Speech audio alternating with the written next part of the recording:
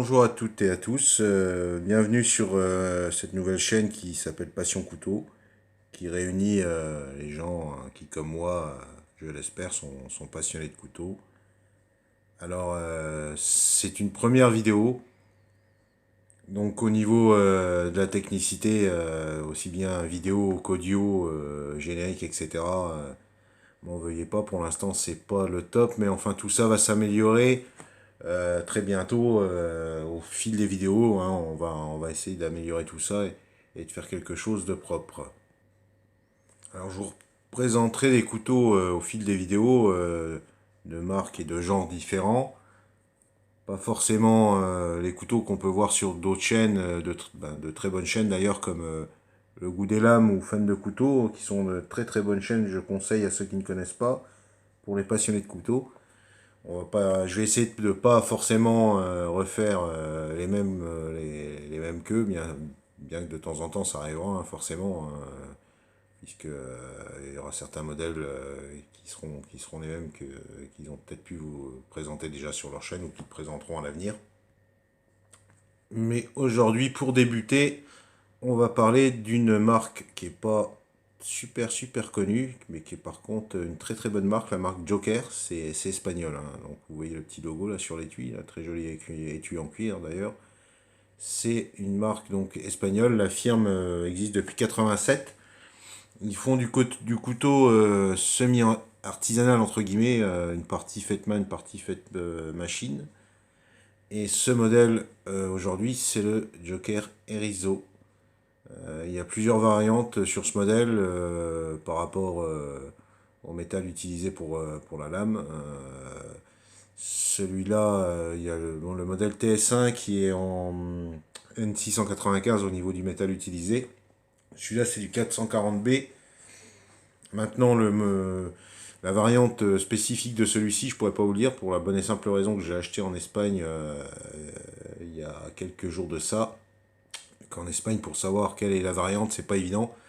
Surtout quand vous parlez espagnol comme une vache irlandaise, c'est-à-dire comme moi. Voilà, donc c'est le Erizo, mais la variante, pour l'instant, peut-être que vous me la donnerez. Alors on va commencer au début par le couteau en général, hein, voilà, donc l'étui, la présentation, voilà.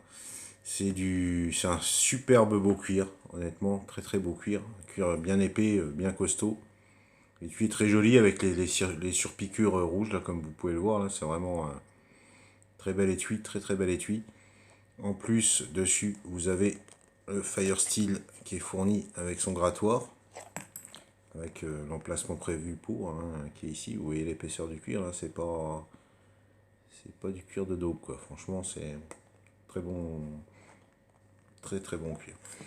Alors, le Fire Steel, honnêtement, il a le mérite d'être un peu plus long que la plupart des Fire Steel qu'on peut trouver sur les couteaux du style Light Might Fire ou Mora Knife, etc. Avec le grattoir qui est fourni, qui fonctionne pas mal, hein. Je l'ai essayé rapidement, comme vous le voyez ici. Là, il y a quelques... Je ne sais pas si vous le voyez bien. Voilà, ici on le voit bien. Il y a quelques marques d'usure. J'ai essayé rapidement, honnêtement, ça fait le taf, quoi. Je vais pas le faire parce que sur ça, sinon je vais mettre le feu à la maison.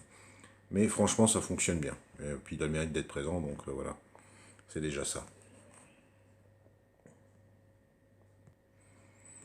Donc au niveau des l'étui, ben, vous avez deux systèmes d'attache. Système classique. Ici, hein, des pressions qui sont costauds aussi. Hein. Donc pour le port vertical. Et ça le mérite aussi d'avoir ce deuxième système. C'est-à-dire en passant la ceinture de manière horizontale, soit ici, de ce côté-là, soit de ce côté-là, en rabattant d'abord ce passant et en mettant de même façon que de l'autre côté votre ceinture ici. Donc ça c'est quand même vraiment bien fait parce que c'est pas tous les étuis qui proposent ce style de port. En principe vous avez qu'un style de port, le port vertical, et ça c'est bien pensé. Et honnêtement, bon, voilà, hein, vous le voyez, l'étui, franchement, il est très joli, hein, avec les surpiqûres rouges là et tout. Très très costaud en plus, hein, du très bon cuir. Ils n'ont pas lésiné sur le cuir. Seul petit défaut peut-être qu'il pourrait y avoir, c'est ils auraient pu faire peut-être ici un petit trou, un petit système d'écoulement en cas de prise d'eau ou d'écoulement d'eau dans l'étui, afin de pouvoir faciliter l'écoulement de la sortie de l'eau. La rétention, elle est super bonne. Il n'y a pas de jeu, le couteau on l'entend pas quand on le secoue, vous pouvez le secouer, il tombera pas, hein. Et en ce qui concerne le couteau, même pour le sortir, ouais, il faut quand même vous servir du pouce parce que la rétention est vraiment bien faite. Voilà en ce qui concerne la partie de l'étui de ce petit couteau. On va passer maintenant à la bête, enfin la bête entre guillemets, puisqu'il n'est pas très très grand. C'est un couteau qui fait 16 cm, 16 cm 5, pardon, au total, et qui a une lame de 7 cm 5 de longueur pour 3 cm 5 de largeur. Au niveau de l'épaisseur, 3 cm 5 aussi également, c'est du full tang, ça va jusqu'au bout du manche donc. Manche en micarta avec des intercalaires rouges, qui manche travaillée en plus, pour la prise en main c'est pas mal du tout, c'est vraiment une bonne prise en main. Les intercalaires rouges, c'est très très beau, hein, ça fait vraiment un bel effet. Normalement, ça a pour but d'amoindrir tout ce qui est effet de choc ou résonance dans le manche quand vous l'avez en main pour le bâtonnage ou les coupes à la volée. Bon, après, avec un couteau de la taille là, bâtonnage sur les petites sections, oui, c'est faisable. Maintenant, la coupe à la volée, bon, enfin, moi je pense que c'est un petit peu petit quoi pour faire de la coupe à la volée. Ça reste faisable, hein, mais c'est un petit peu petit, hein. Bon, le couteau, hein, il fait 130 grammes quand même, donc pour un petit couteau comme ça, c'est pas mal, hein. Vous le sentez bien quand vous l'avez en main, hein, c'est un bon poids quand même. Il dit jimping sur le dessus, là. Donc, pour placer... Et franchement, ils sont efficaces, hein. Ils prennent vraiment bien le pouce ou le doigt que vous allez mettre dessus quand vous y allez. Là, je force vraiment comme un bœuf dessus, ça dérape pas, quoi, hein. C'est vrai, ils sont vraiment efficaces pour les coupes en puissance. Là, c'est une super bonne tenue en main, vous pouvez y aller.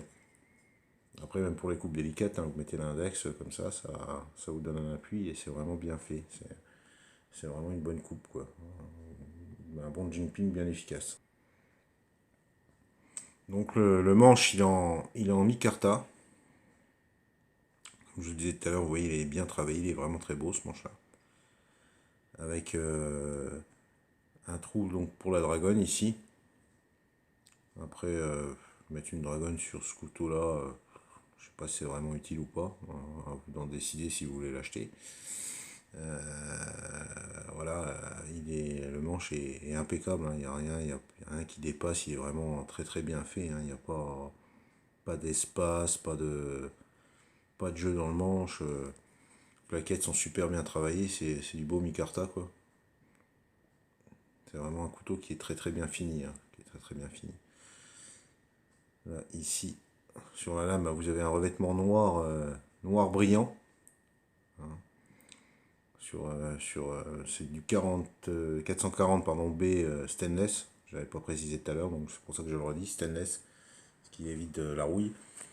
Après le 440 B, c'est pas ce qu'il y a de mieux au niveau du monde du métal, mais bon, ça fait le taf, hein. Ça reste quand même un métal pas trop mauvais, et puis bon, assez facile à entretenir, on va dire. Voilà. Au niveau de la coupe, hein, il est super bien aiguisé, hein, ce couteau, hein, quand vous l'achetez neuf. Voilà, moi je m'y prends un peu mal, hein. Enfin bon, vous voyez, ça coupe quoi, hein, vous pouvez y aller, il n'y a pas de souci. Ça coupe très bien. Voilà. C'est vraiment bien affûté quand vous l'avez. Pour l'instant, je m'en suis pas servi énormément, mais enfin de ce que je m'en suis servi pour des petites tâches ici ou là, l'affûtage n'a pas bougé, la pointe je l'ai un petit peu mis à laisser, elle n'a pas bougé non plus. Donc ça reste fiable. Ça reste fiable. Voilà, bon, je pense que j'ai un peu fait le tour au niveau du couteau, au niveau de son étui. Au niveau du prix, ben, c'est un couteau que vous pouvez, enfin, sur internet, je vous dis, il reste assez dur à trouver quand même, mine de rien, parce que le Joker, c'est pas une marque qui est super connue pour l'instant. C'est d'ailleurs dommage, parce qu'ils font des très beaux couteaux. Je pense que je vous en présenterai encore un ou deux, certainement, un sur, deux peut-être, dans les futures vidéos, mais vous verrez que c'est vraiment du couteau bien fait. Du bon couteau et du couteau bien fait. Donc bah, au niveau du prix, c'est un couteau que vous allez retrouver aux alentours de 60-70 euros, quoi, à peu près, sur différents sites. Ils sont pas spécialement connus, mais enfin, vous pouvez quand même commander. Vous le trouverez quand même. Avec un peu de mal, mais vous le trouverez. Voilà, c'était la revue du Joker Erizo. Donc, pour le modèle Joker Erizo 440B stainless, manche micarta noir et vert à tendance grise, étui cuir, très bon couteau. Vous pouvez encore vous servir, je pense, comme neck, hein. C'est assez facile de mettre la paracorde, la passer dans ce passant-là et de le mettre autour du cou, hein. Même si l'étui est un peu épais, ça reste faisable, hein, au niveau. Bon, c'est sûr que ça passe pas sous une chemise si vous baladez en ville avec, mais enfin, c'est pas trop le but. Dans les bois, c'est largement faisable. Donc voilà pour ce qui est de ce premier couteau pour la première vidéo de cette chaîne. Joker Erizo, je répète. Espagnol, donc couteau espagnol. J'espère que cette vidéo va vous plaire. J'espère que vous allez vous abonner et puis me suivre à l'avenir. Donc dans d'autres vidéos, il y aura pas mal de couteaux à présenter. C'est des couteaux que j'ai déjà en ma possession et d'autres que je vais commander par la suite. Il y en aura, je vais essayer de vous en faire minimum une par semaine. Bien, enfin, je dis bien essayer, hein. Et vous verrez qu'au fur et à mesure, tout se mettra mieux en place. Ça sera mieux fait, mieux réalisé. Là, c'est le lancement. Donc c'est pour faire connaître la chaîne dans un premier temps. Et en espérant que les modèles que vous verrez vous auront plu. Et que les modèles à venir vous plairont aussi. Voilà.